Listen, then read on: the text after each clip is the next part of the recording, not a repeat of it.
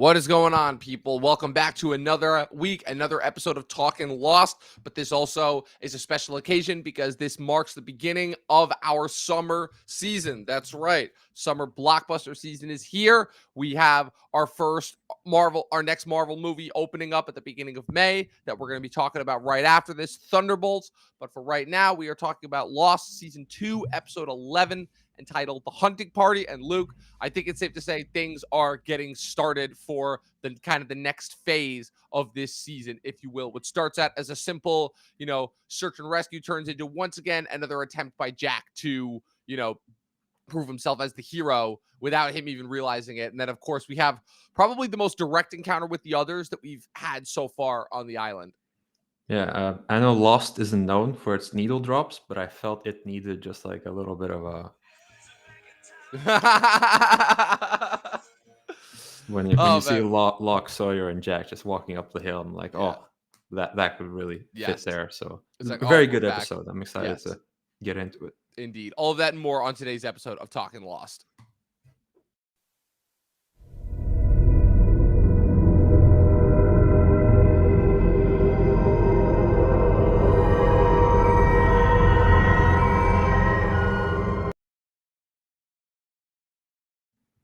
All right, so last week with Collision, we had a what I like to call a season 1 episode in the middle of season 2 where we got Echo's backstory, and it was again a lot more different, a lot more tragic, and a lot more complex than I believe any of us were expecting. This week we have the hunting party, which, like I said at the beginning, is the kind of the start of the of phase 2, if you will. It's been pretty heavily hinted at that Michael is not going to just sit still and restless and go after Walt, especially after having supposedly been receiving messages from Walt through the Hatch computer. So this episode opens up again, building off the last one where he was going pretty intensely talking to Locke. Jack walks into the hatch area, and of course he doesn't find Locke. He eventually goes to the gun cabin. He sees Locke knocked out, gets cornered by Michael at gunpoint, who tells him get in the gun cabinet, going after Walt, and there's nothing you or anybody else can do about it. He's like, you don't even know what the hatch really is and all that. So already we're set up for a banger of an episode that's going to be very action intense packed. We've had a couple of these episodes so far where people start to go, where people are pursuing other people throughout the jungle. But I also wanted to do something else this episode in addition to just the general recap, which is where we're far enough into the show now where we've gotten several flashbacks with multiple characters. So I want to start to put together, let's say, a little tapestry of timelines of the characters' backstories before they get to the island. So this is I'm trying to think now. This is our 5th or 6th Jack flashback. If we're not counting the Mm. sequences with him in the pilot, because that there were a couple different characters that were covered in the pilot, just them on the plane, him, Kate, and Charlie. So with Jack now, you have White Rabbit, which shows him going to Australia to retrieve his dad's body.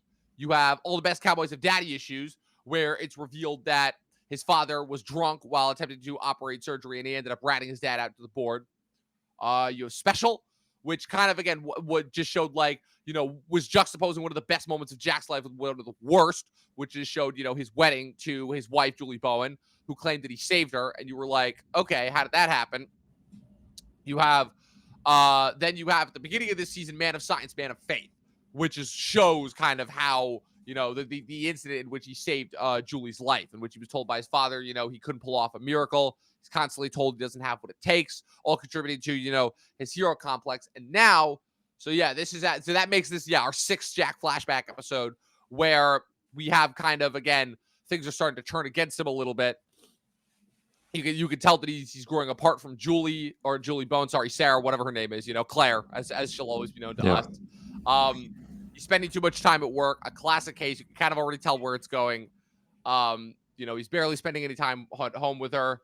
And of course, he's trying to pull off another miracle. Is what happened, where he's like, oh my God, I pulled this off once. I need to see if I can do this again. It's the classic hero complex, and where basically he's tasked to pull off the impossible, which is to remove, I think, like a stage 3 or 4 tumor from this old Italian guy's back, or Spanish, something European. And of course, he's told that it's like near impossible chances, blah, blah, blah. His dad tells him, he's like, don't get your hopes up, all that. And of course, he takes it upon himself. He thinks he could do it.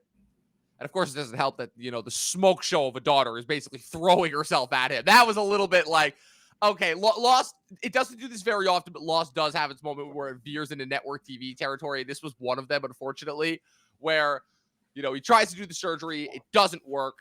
The old man dies. He's, of course, devastated. He's like, I had it. I could have done it. His dad's like, oh, I He already, clearly couldn't have. yeah. Yeah, Like that's just him talking to himself. Like, yes, it was I shown am him. it was shown to be an impossible task ultimately.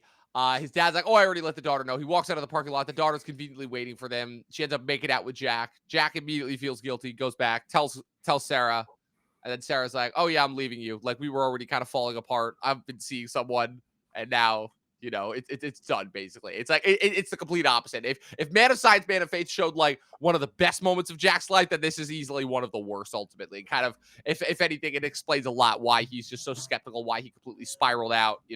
Because the woman who he saved ultimately, unfortunately, gave him this god complex that ultimately ended up ruining his marriage. So it's kind of one of those things of like, being appreciative for what you have. Yeah, absolutely. And every flashback, especially with Jack, it seems to develop his character. Obviously, he is sort of the lead of the show. Like, everyone gets their screen time, but Jack is like the de facto main character. And it makes sense to him that have the most flashbacks, but his flashbacks are also always like just there's something new every time, and we still have unanswered questions. We thought, okay, they got married, but did they drift apart, or how they drift apart? Because obviously, when he's at the airport, we see him kind of sitting with Anna Lucia, so we're wondering, okay, what happened with his wife? And now we find out that, wondering what else they might be hiding from us that we will get to reveal later seasons. So yeah, just really good development for your main character, and that eventually trickles down to the side characters, I think. It's true. It's true. It really does. And again, Jack is uh Damon Lindelof always does this interesting thing with his lead characters. Because what he always does is he casts somebody who looks like the traditional lead, but always ends up being kind of the most skeptical and the most kind of neurotic cast member, if you will, because Jack has a lot in common with his main character, Kevin Garvey, in his follow-up show, The Leftovers, where those two are both, constantly trying to pass off that they are the hero, they are the guy, but they're both very skeptical. They're both very neurotic. They don't really know what's going on. They ultimately show that they are the least in control. And that's kind of what you're seeing here too, because that also, once again, you get a little bit of the Man of Science, Man of Conflict, Man of Faith conflict back as well this season. Now that the tail end survivors have kind of settled in, where Jack and Locke once again are arguing over how to go about a situation. After how to go about the Michael situation. They immediately start gearing up. And Locke, of course, has dropped a couple suggestions like, have you considered that maybe Michael doesn't want to come back? That maybe Michael can't be reasoned with ultimately. And Jack's like, of course, you're just going to let him go off into the jungle on his own, potentially be captured by these people. And he's like, I'm not saying that, but he's like, we need to take into account. It's like more of the great stuff where it's like, Jack is once again raising valid points, but because we also have his backstory, we understand kind of that he is acting a little bit from emotion. And Sawyer is too, obviously, once he hears about Michael, where they him and Kate show up to the hatch conveniently just in time in order to free Jack and Locke. And immediately, of course, upon hearing that Michael's left, he gears up, because him, Michael and Jin now have kind of this like unbreakable bond after their experience on the raft and surviving it, especially since they're the ones that were directly attacked by the others. And he kind of understands Michael's pain. So, and of course, we get some more great Sawyer lines this one, where he's like, where he tells him that he's coming with them. Jack's like, you're still on antibiotics. And he's like, well, Yeah. I think that you're my doctor. Great Sawyer line. And the accent helps. Like, oh, it's so good. Thing I'm traveling with my doctor. Like I said, there's some banger one-liners in here. Like when Sawyer one-liners in here, when he says to when he calls John Mr. Clean, and he's like, why Mr. Clean? And he's like, well, isn't it obvious? Like I said, what are some more great Locke tracking skills where Locke is easily able to, tell Michael. You also have a couple of interesting tidbits of geography thrown in there as well, where Locke asks Sawyer, they're like, what side is the ocean from? What side did you guys come from when you wash back up on the island? And Sawyer has to think for a moment. It's like, hinting more potentially at the islands. At the island. That was a bit like, oh, is the island Can it do some Inception type shifting, just moving around Exactly. things? Ooh, or is it Yeah, just Sawyer? He was completely knocked out during that whole exactly. trip. So it's like we don't know. It's better We to don't not know. know. It's better to not know, at least in this phase of the show. Um, what's it called? So then you have, of course, another fun tidbit, which is where Locke finally confronts Sawyer about why he calls himself Sawyer. He's like, because all the way back on the manifest in the Ethan days, he's like, yeah, your name is James Ford. Why are you calling yourself Sawyer? Potential hints at the upcoming Locke Sawyer connection that I hinted at all the way back in season 1 that will eventually pay itself off. Also, I did realize that those three are Jack, John, and James. Yes. Like George R. R. Three Martin J's. would have a fit reading that. Stan Lee would too. We know that Stan Lee loved his alliterations. J. Jonah Jameson being the most infamous. But so then of course we have the big climactic moment, which is where they go into the jungle. They think they've made enough, and then all of a sudden the mysterious bearded man, who attacked them on the boat, shows up, and they immediately get into a Mexican standoff. Jack is like, look, like I don't believe you. You're bluffing. I think that there's just the three of us, and it's a little bit of a dumb moment from Jack because Jack really Yeah. should know better at this point. But when the bearded dude reveals that they are of course surrounded, he's basically I like, think this is like the culmination of Jack's mini arc in this episode because he's like, okay, I can fix this. I can get Michael back. I can do this all. Like I can do the surgery again. This is the probably lost strongest aspect like of everything. Just making sure the flashbacks align with the present timeline. So that culminates in like, okay, you are way in over your head here. So he needed that sort of cold shower moment of like, yeah, like you may think you can fix everything, but you're just a tourist here. yeah. These guys, they're the locals. Yeah, exactly. And that's basically again what the guy said. Again, I know his name, but I won't reveal it yet because the show hasn't deemed us worthy enough to tell us what this guy's name is yet. And But then again, Sawyer say like Zeke.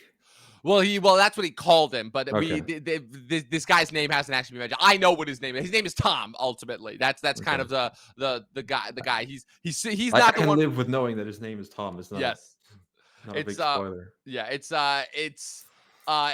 once again another convention of where he's coming off as the guy who's calling the shots, but he's really not. That again it's contributing more to the mystery of the others in terms of like who are they, like how do they operate, what ultimately is kind of their end goal, and we get a little bit of a glimpse into that as well in this episode where he's like, how would you feel if somebody else just came barging into your home and basically told you what to do? He's like, just remember, we live here. Like we've been here long before you and we'll be here long after you. You guys are just tourists here. Remember your goddamn place. He's like, Walt's a very special boy. Don't worry, we're not going to hurt him. And Michael, he's not going to find us. That second part may not necessarily be true. That may be that being a little bit overconfident. But what did you think of this scenario? Which parts of these do you think are lies, and which parts of this do you think are the truth?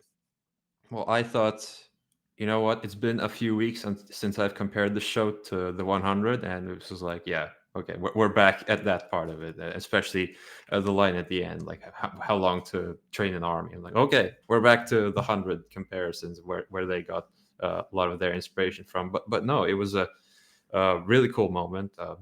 A confrontational moment, like for once, like we don't get a lot of those, especially with the others. Like we see glimpses of them, or someone is taken without actually seeing them, but to actually get like a one-on-one confrontation between the main of the survivors, like Jack, Locke, Sawyer, and with the so far the main guy of the others. Like obviously, as you say, he's probably not the main other, but he's so far what we've met. So it was really exciting to see. I'm sure that the next episode is going to be like a slow down episode, like regroup, because we're now in the second half of the season, the versus others arc, as I might call it. So yeah, it's a really good kicking off point for the second half of the season.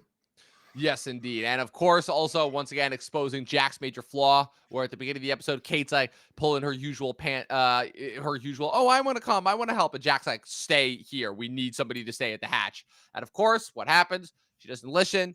She has Hurley come and take over her shift at the hatch. You also have a brief moment between Jin and Sun where Hurley tells Jin that Michael went after Walt. Jin is getting packed up and ready to go after, and Sun is like, nah, you already left one, son. You're not leaving again. That was another interesting little like husband wife moment where Jin's like, I don't like to be told what to do, and she's like, yeah, well, imagine being in my position where I was told what to do and had to be in know my place for 4 straight years. You could do it just a little bit too. So I thought that was a pretty funny moment there.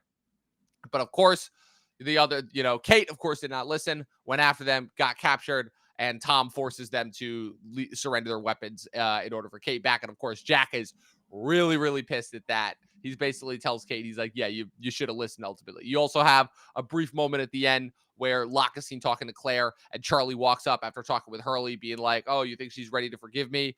And there's also a brief moment where Saeed comes out and talks to them, and Saeed just looks absolutely miserable when he comes out and they Yeah. ask them where everybody is. They're just like, oh yeah, they all went charging after Michael because He Michael just went feels after left all out. the Like yeah. you'd want Saeed there. Like Yeah, of all this the feels like an people. episode where Saeed should be there. Like, Yeah.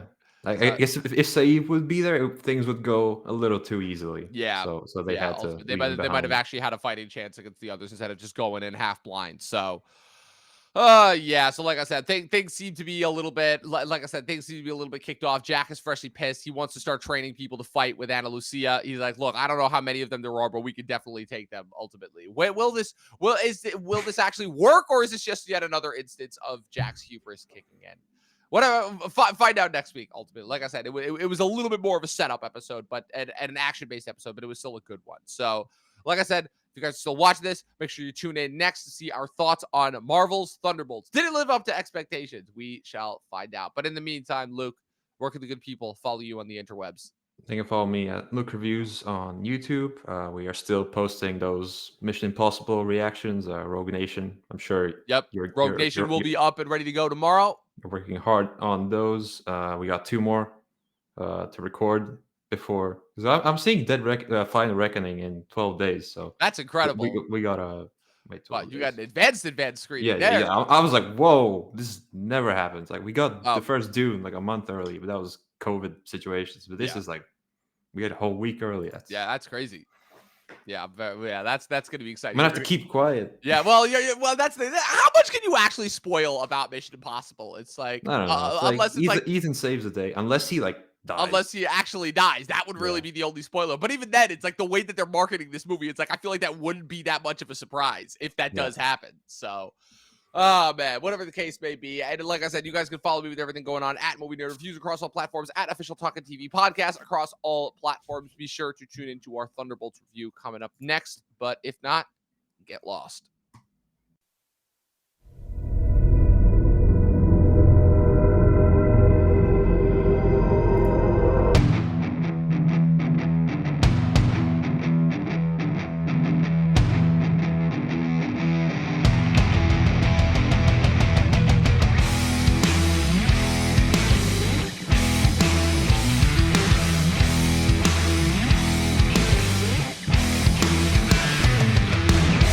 All right, people, now for the real show, the return of the MCU.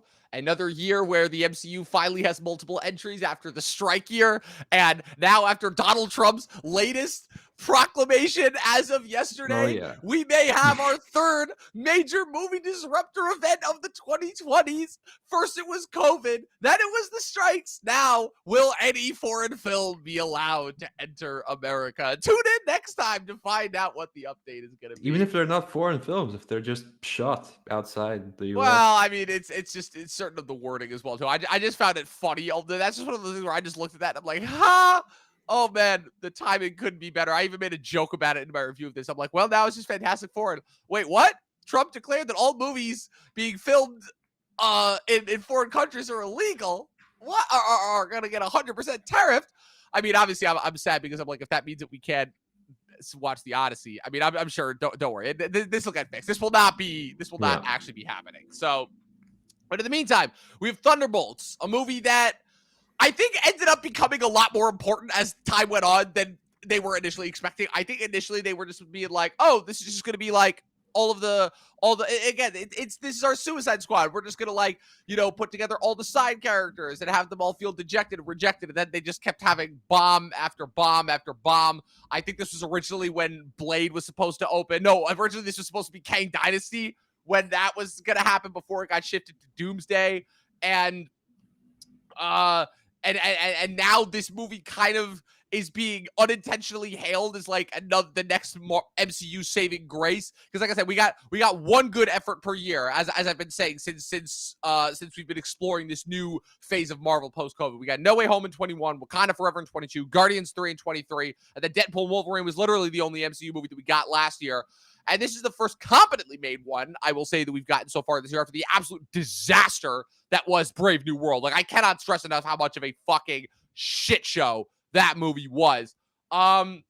And so obviously it's going to be natural that by comparison to the last couple of shit efforts that we've gotten, people are going to be praising the shit out of this movie because it's a competently made movie with a competent director, an excellent cast. Like truly, this is one of the, taking aside the characterizations and certain kind of little Marvel problems that I have with it, this is one of the best casts they've assembled in a while. Florence Pugh, Wyatt Russell, Dave Harbour, Julia Louis-Dreyfus, Lewis Pullman, giving a scene-stealing goddamn performance. Probably some of the best casting that the MCU has done in a long, long time. He was a recast. Exactly, and a recast as well. Yeah, so real quick, going into this, like, what were your thoughts on Thunderbolts? I feel like it's safe to say that, like, going into this year in general, this was the big question mark because Brave New World had already been, like, kind of like stricken by so many reshoots and so many problematic test screenings that it was kind of DOA. But Fantastic Four, that felt like there was enough promise, especially once we got a trailer and once we got a sense of what the visual style was going to look like, and once we understood, that one's like really going to pay homage to like the original like kind of a 60s comic book.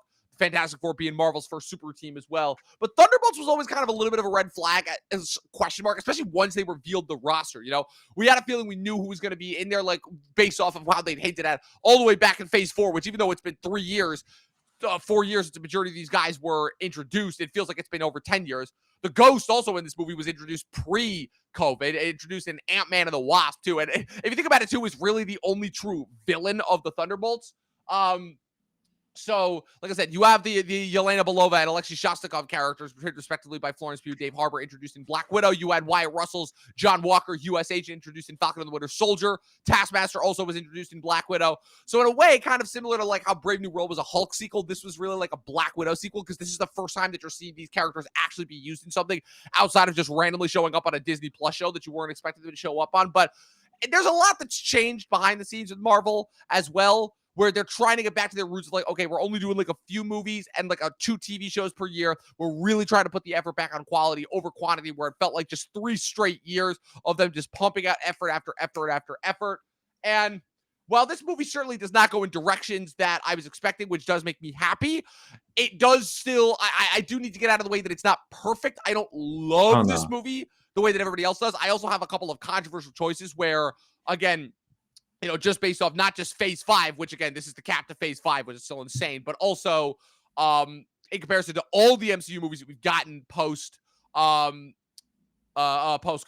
this is not better than Guardians 3. This is not better than No Way Home. This is not better than Wakanda Forever. This is not better than Deadpool Wolverine. Controversial choice also because, again, I've come around to this movie a lot. I think Eternals might be better than this movie. I'm going back and forth right now.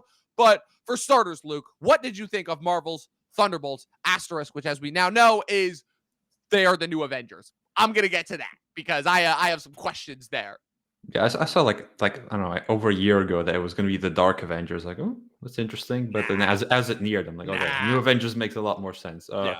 Anyway, like it was announced like years ago when they first showed the team. Like, oh, so there's 3 super soldiers on the team. Right. Yeah, that's interesting. But now the characterization obviously made up for it. I'm like, okay, yes, it works. Like hats off to all you wonderful writers. But yeah, as it got nearer, my expectations seemed to go. Everyone else seemed to kind of, oh, this actually looks really good.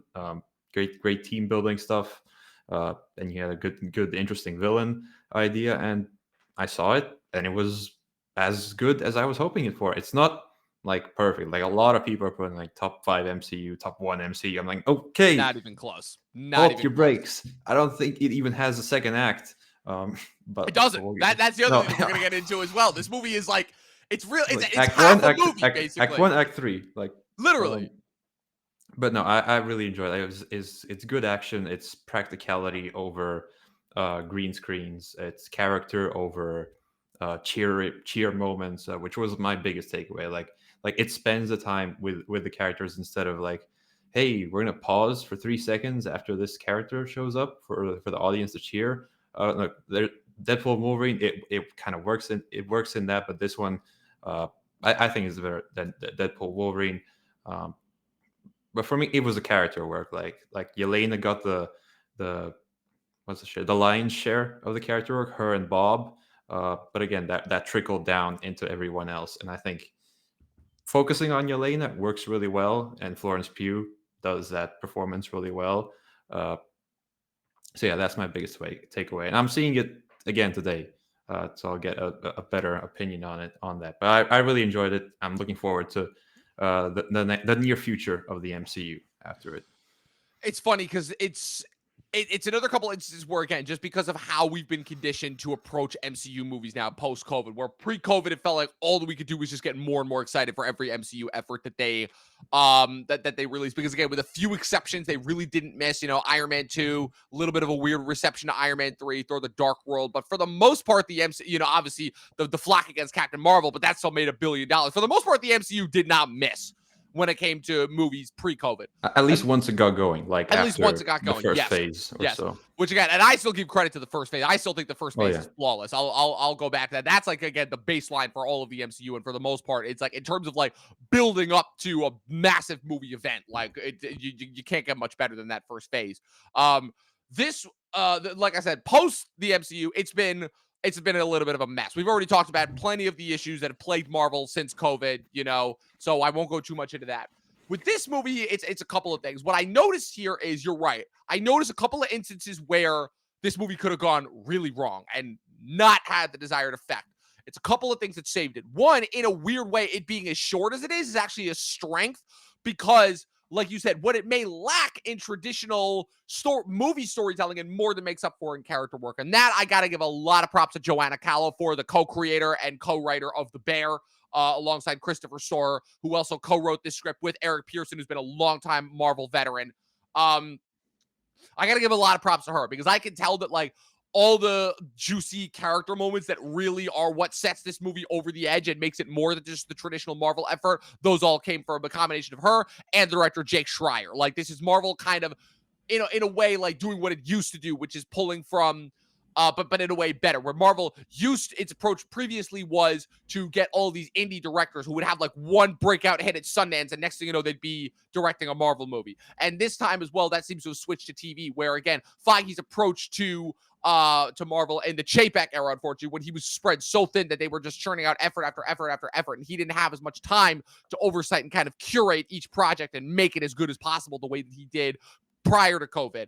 And so, that's what resulted in some very, very wonky efforts, like the creators of WandaVision not knowing that it was even going to lead into Multiverse of Madness. Multiverse of Madness, they were already in the middle of filming before they even know that WandaVision is going to end. No Way Home is originally supposed to be set after Multiverse of Madness. Falcon and the Winter Soldier, they have to reshoot their entire third act because of COVID. And so again, you had all of these kind of problems plaguing it. And so you had all of these new characters that were introduced that it felt like, you didn't really know kind of what to do with and where to go with them. But I give this movie props for being able to take, again, these characters that we've barely spent any time with. I feel like probably the most developed of these characters that we already know is Wyatt Russell's John Walker, the U.S. agent, who for me was one of the scene-stealing breakouts of Falcon and the Winter Soldier, what prevented that show from being an ultimate shit heat.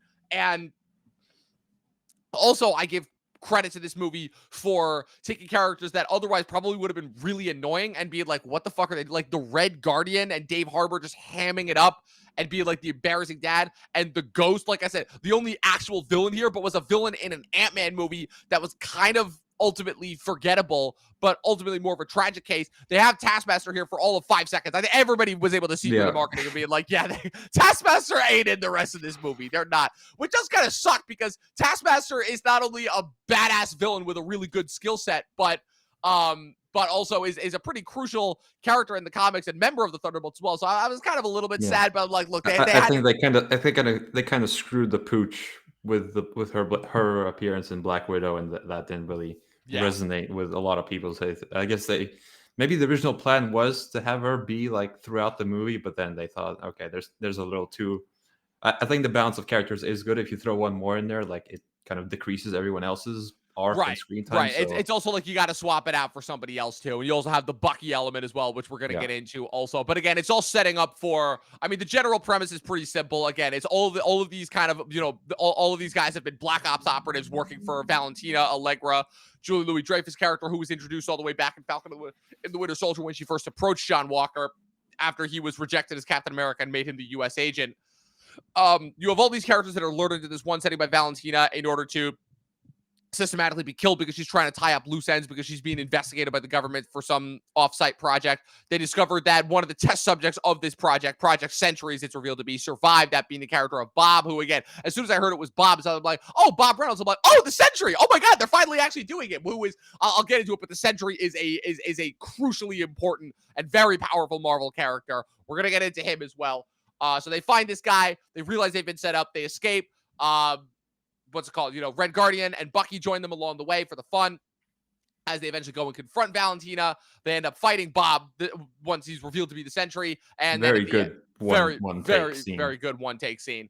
And Marvel hasn't had one of those in a while. It was a great demonstration of the Sentry's powers as well.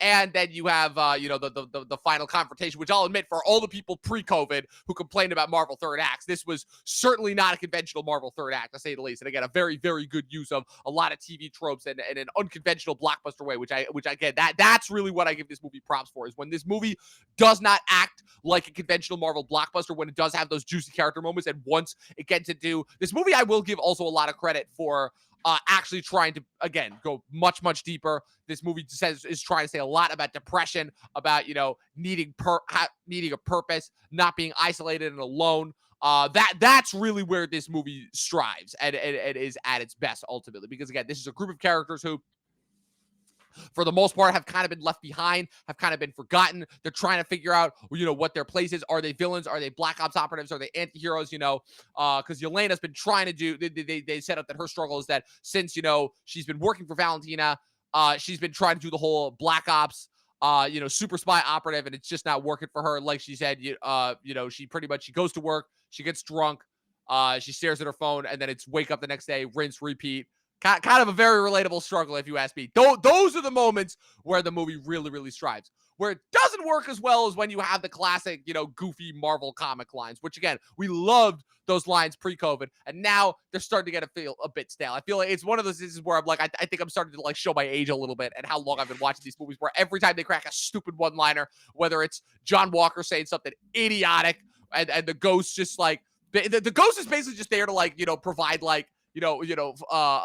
punchbacks to John every time he says something stupid. And then Yelena's like, guys, pull your heads out of your asses. Let's start working together. So I don't necessarily know how well this team works, especially given that they're pretty dysfunctional for the majority of it. And especially since, again, they're pretty set up. It's very obvious that Marvel is trying to copy what Gunn did with Suicide Squad here. It's very, very plain and clear. No one's as good as James Gunn as this No. kind of thing.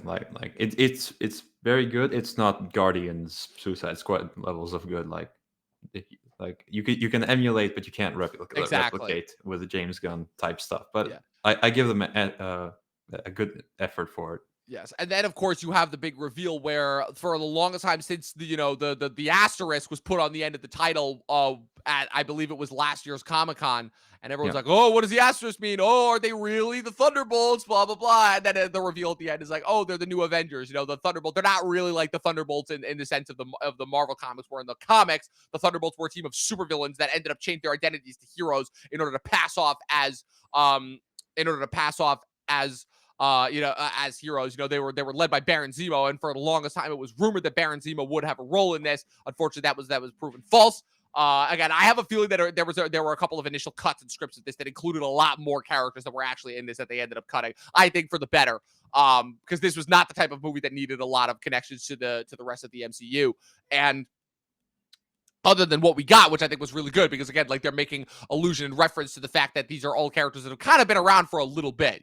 Like I said, the Ghost goes all the way back to pre-COVID days, Ant-Man and the Wasp. So, and is also technically kind of the only villain on here. But so this isn't really a team of villains. This is a team of, again, anti-heroes, Black Ops spies, again, rejects that have kind of been left behind. The Red Guardian Scrappy anti-heroes. Exactly. As Red Guardian calls them. Yeah, the Red Guardian is running a limo service. John Walker, it's revealed that his wife that his wife and kid left him, understandably so. The Ghost and Yelena have both been just like running black, and now we find out Taskmaster as well have just been running Black Ops missions for Valentina for presumably what do they say, like it's been 3-4 years, something like that, It's since been the a events of while. Hawkeye. Yeah, I don't know. The MCU timeline is all kind of fucked up anyways, because Avengers Endgame takes place in 2023 and we're now 2 years past that. So I feel like every time we get an MCU movie in the year that we think it is, it's that we got to like add on 2 years. So this is probably like 2027 or something like this by now.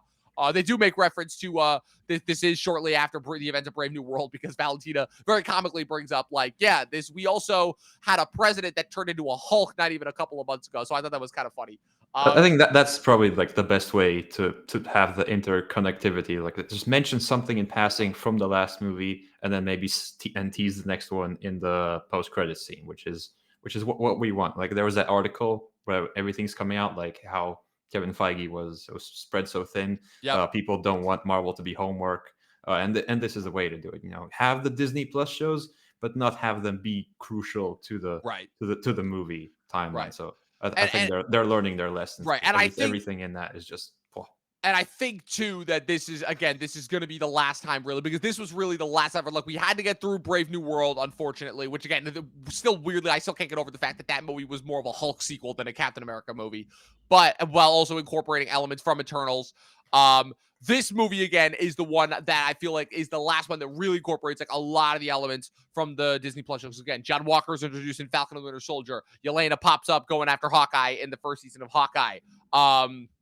Again, the Black Widow, the fact that this is probably the closest sequel to the Black Widow movie that we've had since then. This is the first time that we've seen those characters pop up on the big screen ultimately. Also, Julie Louis-Dreyfus as Valentina, who was also introduced in Falcon and the Winter Soldier as kind of like the new, like, anti-Nick Fury Shadow Ops, putting together, this Black Ops team behind the scenes. It was so funny, too, also, because after having watched the first 4 seasons of Veep, and kind of seeing how this is kind of like the next natural transition, where again she's shown to be a scheming, conniving politician. The only difference is in Veep, it takes place in reality, where every politician is a moron who thinks that they actually know what they're doing. Here, she's a little bit more of a manipulative villain. We get a little bit of her backstory into once Sentry touches her, and you see like kind of like a little bit of her inspiration, why she does the things that she does. Like I said, this movie did a very, very good job with its characters. And so I understand why people are gravitating towards it, because it probably is the most character-focused Marvel movie since Guardians 3.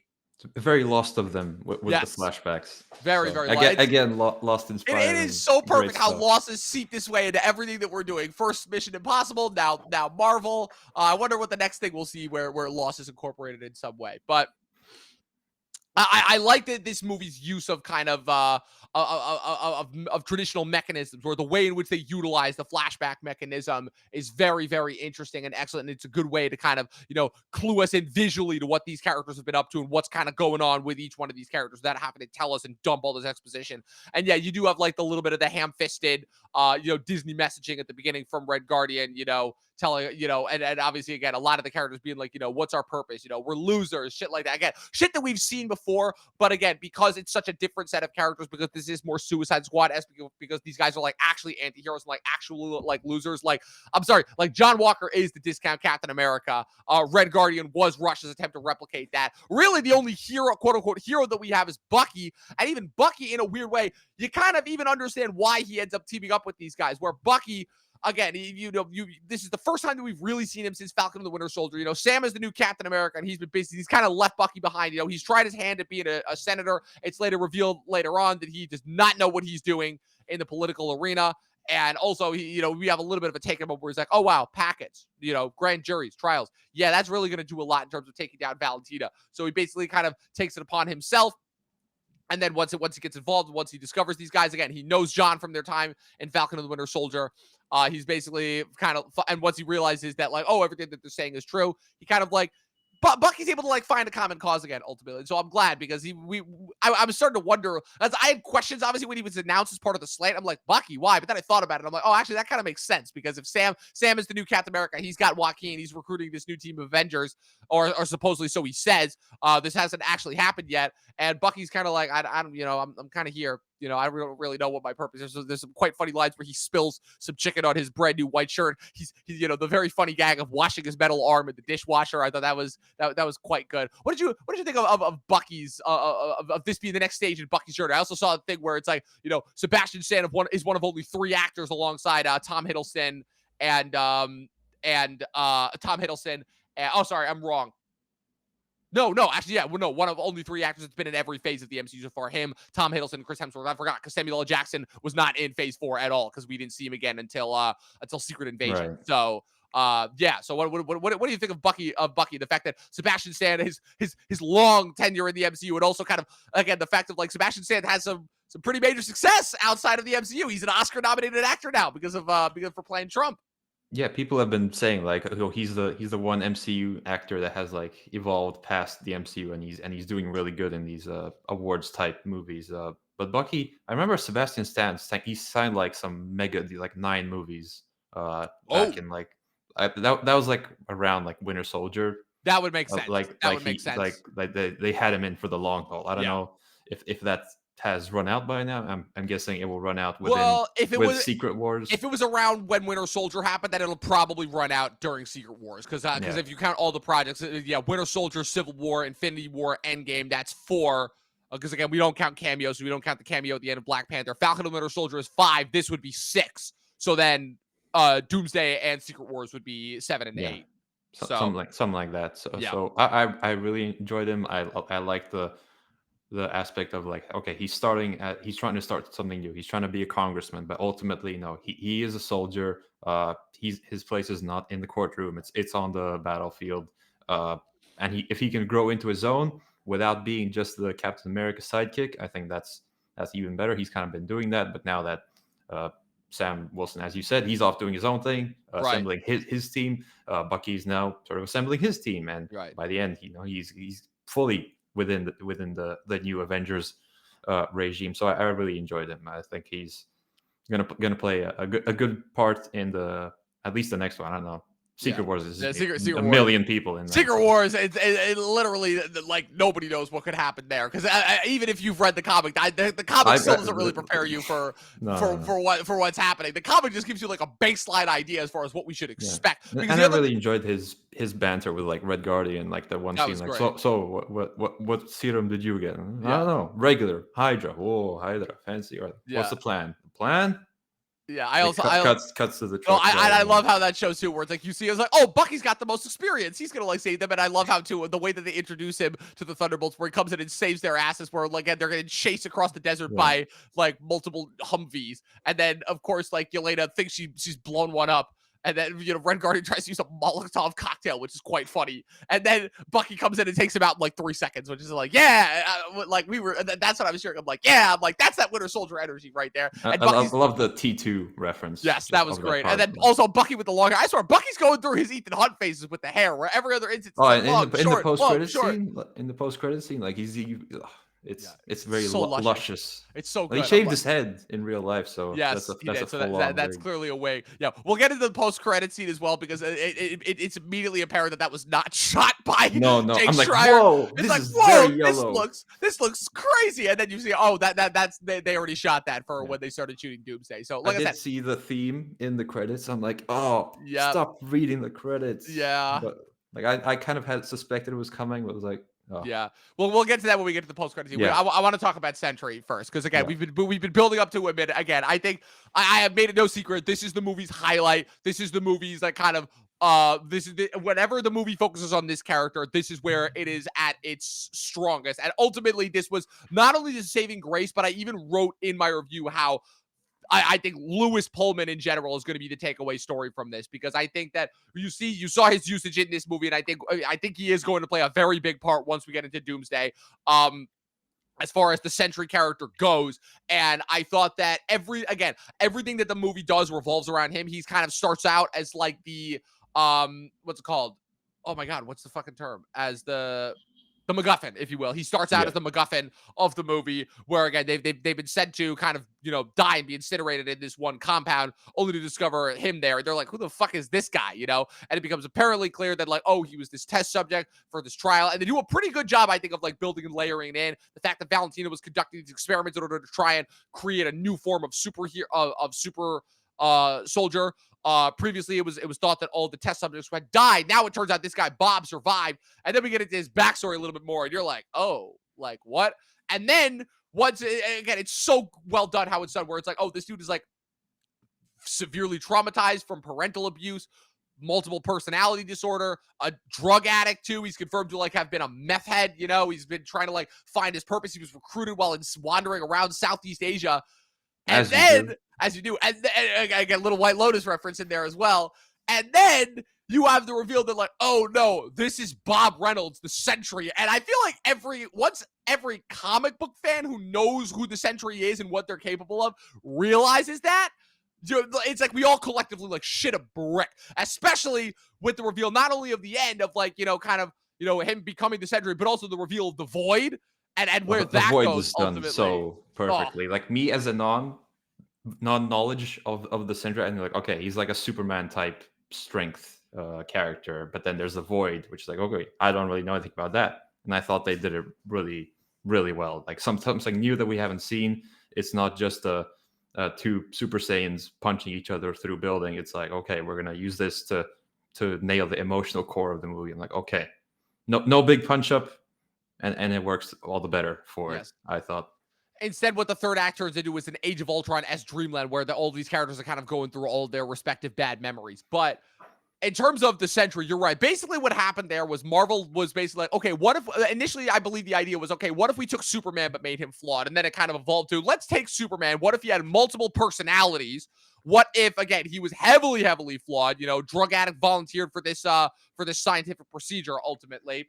I don't think they adapted like fully, but they do a lot of illusion. But the whole thing is that Bob Reynolds, the character, is somebody who has multiple personality disorder. Again, it's basically like, what if we took kind of the problems and afflictions that the Hulk has, where again the Hulk is all powerful, but because it's an alternate personality, it's, this dark side, this Jekyll and Hyde side.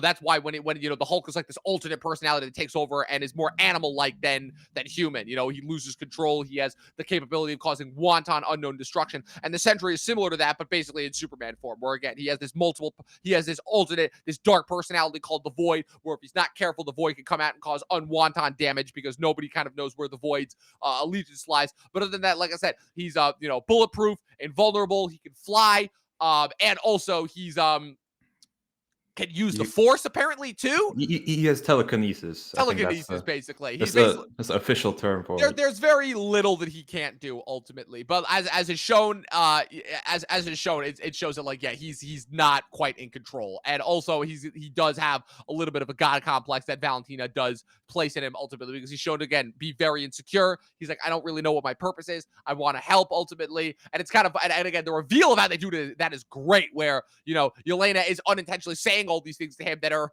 only making things worse, but she's like, yeah, depression, just cram it down ultimately, just keep your focus, do your job, don't let it out. And then he tries to help them by sacrificing himself. And then the reveal also, again, another thing that they spoiled in the goddamn trailers, like that would have been an awesome reveal if we got into that machine and him lit up by a million bullets, and then he gets up, his eyes are glowing, and you're like, oh, like this is not just some fucking random passerby science experiment. This might be. And then he takes off. Like, and then he takes off. Sky. Literally, I'm like, okay. And again, this is now, I understand why Marvel was comfortable now introducing this character. Like, I'm trying to think of, like, if they would have been able to introduce a character like the Sentry pre-COVID, and I'm like, yeah, no, that would not have worked at all, because I'm just imagining, like, him going up against somebody like Thor or Thanos or the Hulk. Because that's the other thing, too, is that in the comics, Thor and the Hulk are not the strongest Marvel characters. It's the Sentry. He is the strongest Marvel character. And, so, like I said, this is coming off of a couple of different evil Supermen that we've been witnessing across, different mediums. Homelander on The Boys. Omni-Man on Invincible. Amazon really seemed to have cornered the market on that. Richard Madden, as character also previously in Eternals. The character in Brightburn, whose name I'm currently forgetting. There's one more also that I'm forgetting as well. But the evil Superman types have been kind of populated throughout pop culture up until this point. And this is Marvel's turn to do it. And again, he's kind of the original evil Superman if you really want to think about it. And again, it ties into the emotional crux of the movie where, again, he is doing this because he feels lost. He feels alone. He's got a very, very traumatic past. And ultimately, when he's unleashed, and he unleashes basically this depression wave, this alternate dimension that's just sucking people in and turning them into shadows. You have this very, very, I thought, funny moment where, again, it's like, it shows how twisted up Gen Z is, where when you have this, like, actual traumatic moment where Red Guardian is, like, holding a child next to go, she, like, disappears into shadow once Bob's kill switch is triggered, that causes him to turn into the void. One more thing I want to get your opinion. What do you think of the suit? I think it works really well. It's perfect. It's perfect. It's like it crosses the line between good and like corporate marketing goofy. Well, it's perfect because that's the Sentry's uniform in the comic. So in terms of that being like, this is what corporate marketing said would look good, with the blonde hair and everything. I'm like, oh, this is perfect. This is absolutely perfect. And Lewis Pullman, again, he's another, in a weird way, it's funny because this movie has two Nepo babies and nobody's talking about it. Wyatt Russell, Kurt Russell's son, and Lewis Pullman, who is the son of Bill Pullman, the president in Independence Day. And again, we've been seeing him like pop up in a couple of efforts here and there. Like I said, he was infamously, like kind of the more nervous, timid one of the pilots in Top Gun Maverick. You also had him, for me, his appearance was as the timid, as the timid hotel concierge in Bad Times of the El Royale, which is a very, very slept on, underrated movie that I would heavily recommend. But it's so funny to think that this was originally going to be Steven Yeun, and how they really nailed it with a recasting where the strikes kind of did them the biggest favor. Where, again, they said that this movie was delayed because of the strikes, and as a result, Steven Yeun had to back out because of filming conflicts with Mickey 17 and Invincible, and I think a couple other things. So they end up getting Lewis Pullman, and it's one of the few instances where a recasting actually works way better, because I'm imagining Steven Yeun in this part. Not only would it not have worked at all, but it would have really been a disaster, because, again, the movie lives and dies by the Sentry and his casting, and Lewis Pullman is so unbelievably perfect for this part, specifically for the part of Bob Reynolds, even before he becomes the Sentry. Like what did you think of his performance in general? I thought he was awesome because he starts off as this he's just a kind of a goofy guy who doesn't know why he's there. He's just like, okay, I'll go with these guys. They seem cool. And then you get that first turn, like where they start shooting at him. Like, does he even know that he is? You get those hints, like he touches them, like they started having these flashback visions. And then he goes and distracts them, and he starts shooting. Like they all shoot him, and it's like, oh wait, and then he's like, and he takes off, and then that kind of kickstarts his Sentry arc, if you will. They definitely planned on Steven Yeun, because they call him Invincible like 4 or 5 times, which is like okay. But Lewis Pullman, I loved him in this. I'm excited to see how they use him in Doomsday, because he's too much of a force. Like he's by the end of the movie, he's kind of dormant, but he's like, okay, he's too big to put back in the box. So I'm excited to see where he goes from there. Yeah, especially with the reveal of the new Avengers, and you're like, oh, I get it. He's like their new big gun. He's their new Hulk. Because remember, in those early days of the Avengers, they would really only pull out the Hulk when they really needed him. And for the most part, they were like, sit back. But essentially, since he's basically like Hulk and Thor mixed into one, because you look at the rest of the Jokers, and this is kind of, again, where my biggest flaw comes from. Like, I get that, like, you needed like a new team of Avengers, and this works. And I'm assuming, again, this is part of like one of several super teams. I was literally even doing the draft style breakdown, especially with the most recent reveal of like the second batch of characters that they're going to introduce as well. Again, this is a movie that is already going to include whatever team of Avengers Sam Wilson assembles, the Fantastic Four, what's left of the Guardians of the Galaxy, the Young Avengers, and the original Fox X-Men. So this is a movie that is going to include all of those. And so basically you have these guys now that you're kind of throwing in there. And I was already skeptical when they announced these guys as part of that initial casting that we talked about several weeks ago. And now with the reveal that, like, oh, they are the new Avengers. Obviously, yes, it's a political move from Valentina in order to save her ass. But just from a logistical standpoint, I'm looking at it. I'm like, the second Black Widow, 2 discount super soldiers, the Winter Soldier, and a chick who walks through walls. A ghost. This is the new team of Avengers compared to Iron Man, Captain America, Thor, and the Hulk. this is our new team, and all of like the new side characters that they added, you know, like your Yeah. Visions, your Scarlet Witches, your Falcons. This is who we have now protecting us. Like, I think that's a question that's going to be explored like within like the first half of Doomsday or so. What is the Avengers? What like right. who is it? What do they stand for? Like, are the Fantastic Four like part of the Avengers? Like, because that's just the title of these big event movies. Like, it isn't necessarily Avengers Doomsday. It's just what's been established with the previous four entries. So Right. and they do banter at the post credit scene, like, Right, hey, exactly. Well, that's the thing too, is suing for copyright. they say again. So they've confirmed that this post credit scene, like the first post credit scene, is like it's a goofy thing. You don't Yeah. really need to be there for it. But this post credit scene, they have confirmed this was shot by the Russo brothers, not by Jake Schreier. This was this was a scene taken from Doomsday. This is a thing that Marvel's done before, where they take a scene from an upcoming movie and they put that as the post credit scene. It basically Which is shows a way to do it. exactly. Yeah, there's a couple things that are hinted at. You know, Sam is suing them for copyright infringement, which I think is funny. Bucky's attempted to have a talk with them, but apparently they're not on good terms. So that's already They bring in Matt Murdock as the lawyer. yeah, that would be really funny if that's how they added Matt Murdock. That would actually be really great. And he's like, guys, I'm a criminal lawyer, not a copyright lawyer. Maybe I can get my brother involved in that. So that's already kind of setting us up for like this Civil War-esque conflict that's going to happen between presumably the team of Avengers that Sam assembles and this new team of, again, Dark Avengers. Like I said, we have the Young Avengers out there that Miss Marvel is shown to be start assembling at the end of the Marvels. You've got the Fantastic Four are on their way, as we see in the post-credit scene. That's the big reveal, is that they are getting a signal from a satellite in space. We see the Fantastic Four ship barreling towards Earth. So you get a nice little reveal there. That was cool. You start to play a little bit of their music in the background. Like I said, they have confirmed that what's left of this new iteration of the Guardians that we saw Rocket and Groot leading at the end of Volume 3, that's now consisting of Phyla, Adam Warlock, and Cosmo. Cracklin will unfortunately not be there because Sean Gunn is exclusively with James Gunn. But it did confirm that Quill and Nebula would be returning as well. We got a confirmation of several other people who are missing. Like I said, the Hulk, She-Hulk, Wonder Man is also supposedly confirmed to be in Doomsday. A couple of the people that I'm forgetting about, the members of the TVA, all of the side characters, Okoye, Wong, Valkyrie.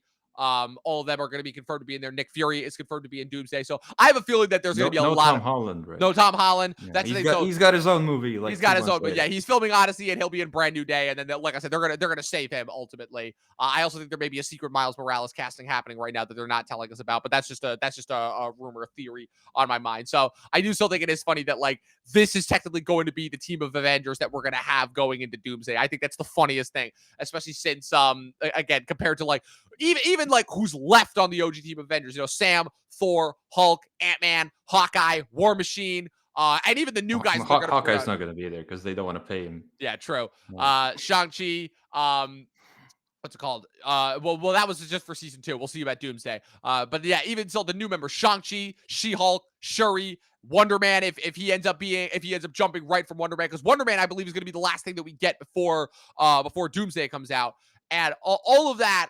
And I'm just like, these guys over all of them, like it's just funny to me. You know, because Moon Knight's in his corner somewhere. Moon Knight's in his own corner somewhere. You know, like Midnight Suns is happening soon. I promise. It's just, man, after reading that Kang Dynasty script, and seeing like, okay, so they were planning on bringing in everybody that they had introduced. Ultimately, that was the plan. Would it have worked? Who knows? But because there was still a little bit too much happening in that script. But also in the post-credits scene, they do allude to a space crisis, which is like, right. incursion type stuff. Yep, that could be something interesting. Like I said, either way, I'm very excited for Doomsday. And in terms of like setting this up, getting us excited for Doomsday, that post-credit scene did a good job. But this movie did very well in terms of giving us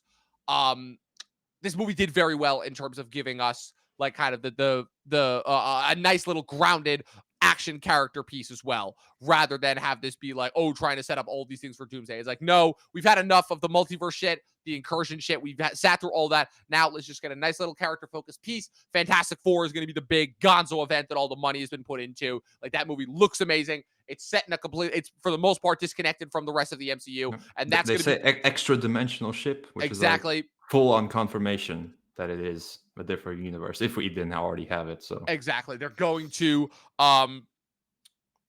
like I said, Fantastic Four is going to be our Thor Ragnarok in terms of that's going to be the one that sets us up directly for Doomsday. So yeah, it's in terms of setting up the Fantastic Four as kind of being like the new epicenters of the MCU that are kind of going to take the reins, and then obviously we have the X-Men coming as well. We'll say goodbye to the original team of X-Men in Doomsday and Secret Wars, and then we will move on to the new iteration, the MCU's X-Men as well post Secret Wars once we're past all this multiverse stuff. So. But overall, Thunderbolt. Also, again, another random confirmation that Julie Louis-Dreyfus' assistant, played by Geraldine Viswanathan. I thought she was an interesting character. I thought the line where she's like, "Oh yeah, I was still in high school when the aliens came." That just was like, I'm like, fuck. I'm like, that means that girl's my age. Good lord. And they constantly reference her like, yeah, it's been like over 10 years since the first Avengers, and I'm like, oh my god. I'm like, I'm getting so old because I still have such fond memories of the Avengers, and the fact that it's been 13 years since It's been that 10 movie. since Ultron. Oh my god, it's insane. It's absolutely insane. But overall, where would you so what are your final thoughts to star rating for Thunderbolts? And now I want to play this little game with you as well. So Ooh. we have now officially wrapped phase 5. I know we still technically have Ironheart coming. Marvel's going to disregard that. So again, a couple glaring omissions for me. I did not watch Echo. I did not watch Agatha all along. And I also don't count any of the animated entries, so any of the animated small entries. So no What If seasons 2 or 3, no X-Men 97, no Your Friendly Neighborhood Spider-Man. So now that we've officially wrapped phase 5, which started 2 years ago with Ant-Man and the Wasp: Quantumania, how would you rank kind of like the big major things that we've gotten so far in phase 5? So basically the way that I consider it is it's let me just pull up so I can all see all of it. Yeah. For me, it's Quantumania, Guardians of the Galaxy 3, Secret Invasion, Loki Season 2, The Marvels, Deadpool and Wolverine, Brave New World, Daredevil, Born Again, and this, Thunderbolts. So the movie-wise, I would say Guardians 3 is the best one. I think that's pretty flat. Oh man, this was not a good phase. It really wasn't. It makes us look back at phase 4 and be like, maybe we were a little too hard on phase 4. Then you look at some of the worst in phase 4. I think we can divide this in half. So we have Guardians, Thunderbolts, and Deadpool is a good half, and then you have Ant-Man, Brave New World, and the Marvels as the not so great half. So I think we can split that line there. A 50 and then it's a 50 rate isn't great. Yes, it's not. And then also you kind of have in a weird way, you also have that with the 3 TV shows, because Secret Invasion is dog shit. Loki Season 2 is really good. And then Daredevil Born Again is kind of somewhere in the middle where it's not awful, but it's showing not signs. Great. It's the best representative of the creative overhaul. Exactly. The way that I had it ranked is I had Secret Invasion at the bottom, all the way at the bottom, then Brave New World, then the Marvels, then Quantumania, then I had Thunderbolts right in the middle, then I had Deadpool and Wolverine, then oh wait, I'm missing one. Hold on. Deadpool and Wolverine. Shit, what am I missing? Oh, sorry, no. So then I had Thunderbolts, Born Again, then Deadpool, Wolverine, Loki Season 2, and Guardians of the Galaxy Volume 3 is number 1 for phase 5. I watched an episode and a half of Secret Invasion. I watched of Loki was good. Echo, I didn't bother. Agatha all along, I watched half an episode. Okay, I get it. And Daredevil Born Again. Obviously, that was good for the most part. The only scene of Echo that I watched was the fight scene between her and Daredevil in the pilot. I watched that on YouTube. That was it. And that was it. That was the only thing I watched. I'm like, I'm good. I got my Daredevil fix. I know Born Again is coming. We're good. I'm very, very happy with how this goes. So yeah, thanks. We're on to bigger and better things. We're on to bigger and better things. Fantastic Four will be kicking off phase 6. We have Fantastic Four, Wonder Man, Doomsday, Brand New Day, Secret Wars. They'll throw in a couple of other things there. Again, I have to assume that Doctor Strange 3 will come out in between Doomsday and Secret Wars as well, because I feel like there's going to be. I mean, I would assume so. Like, there's got to be like some crucial stuff that happens with Doctor Strange, especially with how Multiverse of Madness ended. He just goes into the dark dimension with Clea and just throw Charlize Theron in there and be like, "Oh yeah, she's in the MCU now." In a post-credits scene, you're like, "What?" Like, how many people will probably even remember that Charlize Theron was there? Like I said, there's a lot that they're saving for post-Secret Wars. They scrapped Armor Wars. That's not happening. Blade, if that still happens, they're gonna have that take place past Secret Wars, Midnight Suns. Yeah. Like I said, the big thing that I know that they're focusing on and building up to is X-Men. That's really what they want to focus on. They want to kind of leave all this. Yeah, it's very good. We want that. Yes. Eternals 2 is not happening. Captain Marvel 3 is not happening. Ant-Man 4 is not happening. All these different projects, like I said, they want to move on. They want to leave this phase of themselves behind. And like I said, this was a step in the right direction. So I have a feeling that they could possibly do that. I gave this movie 4 out of 5 stars, which again is being generous, because it wasn't a 3.5. It wasn't, but I could not give this a 4.5. Like I said, it's solid. It's very good. It's a step in the right direction. Is it perfect? No, but it does everything that it needs to do. So yeah, it's good. I don't have this like up there in terms of this year either. Like I still have a couple movies over this. Like I have Novocaine, Warfare, and Mickey 17 all ranked, and Black Bag all ranked above this. Yeah, I agree. I have it a four stars out of 5. I think the main thing is that Marvel made a real movie again, and like, especially compared to the last one, like comparing just the last 2 entries, like oh my, like this is the same Night and day. studio, Night and like day. so a very competently made film, character first, story first, action second, practicality first, of course, as well. For me, it's my second movie of the year, behind obviously Sinners. Yeah. I think that's going to be there for a while. Yeah, that's one of those instances, kind of like Get Out or Into the Spider-Verse, where people are like, "Oh, you don't like this movie? What the fuck is wrong with you?" kind of things. Yeah, and like, even us, we're like, okay, it's not like perfect. Yeah, it's not like good. perfect, but it's very good. Again, again, you have to take the year that the movie comes out into consideration, and considering just how like dead it's been up until this point. Like Thunderbolts is, I feel like the fact that the only other movie that people were really talking about besides Sinners is the re-release of Revenge of the Sith for the 20-year anniversary. That should tell you how much of a dire state movies are in right now. And in terms of MCU, it's in my top 10. It's like the latter half of the top 10. I think I will be doing a very long rewatch before Doomsday. So yeah, just spreading it out over this year, because it comes out in less than a year, which is crazy. Literally a year from now is Doomsday. Again, this is not in my top 10 MCU. This would probably be an honorable mentions. Like the more now with hindsight, honestly, like some of the efforts from what's it called? Like I said, the only efforts so far that have cracked top 10 overall are No Way Home and Guardians 3 from this post MCU phase. But Wakanda Forever, Deadpool, and Wolverine are both very strong honorable mentions as well up there. And I would throw this in honorable mentions as well. It wouldn't be like very high up. There's a lot from the first 3 phases that I would still have above this movie. But like I said, it's a strong, solid effort. It puts character first. It is a great new character introduction. And yeah, there's only so much that I could really fault it for. It does what it needs to do. It's a step in the right direction. It's Marvel showing its audience, yes, we are still capable of making movies in general, not just kind of like these swan song goodbyes to these arcs that were left over from the first 3 phases. So I give them a lot of credit for that. And now it's just, all I say is onward to Fantastic Four and then Doomsday after that, and then we'll see if Ironheart and Wonder Man that's crazy. Any like, Fantastic Four and Doomsday are the next 2 Marvel movies. Crazy. Like, okay, we're finally here. Finally. But again, it took us 10 years to get from Iron Man to Infinity War. It's taken us 4 years to get from WandaVision. Well, 5 years by the time the Doomsday comes out. 5 years to get from WandaVision to Doomsday.